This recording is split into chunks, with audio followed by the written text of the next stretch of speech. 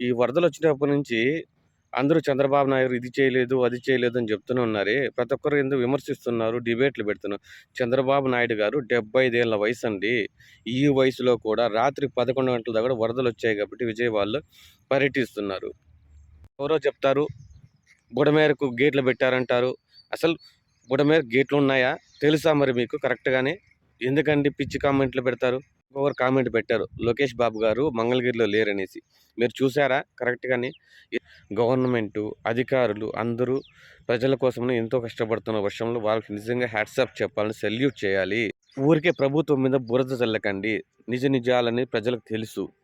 ఎవ్వరు ఒకరి దగ్గర కూర్చోవాలంటే గవర్నమెంట్ కుదరదండి.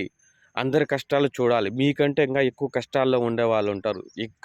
ఎక్కువ ప్రాబ్లమ్స్‌లో ఉండేవాళ్ళుంటారు. వరదల్లో నేనైతే మన చంద్రబాబు నాయుడుకి సపోర్ట్ చేస్తున్నాను. మీరు సపోర్ట్ చేస్తుంటే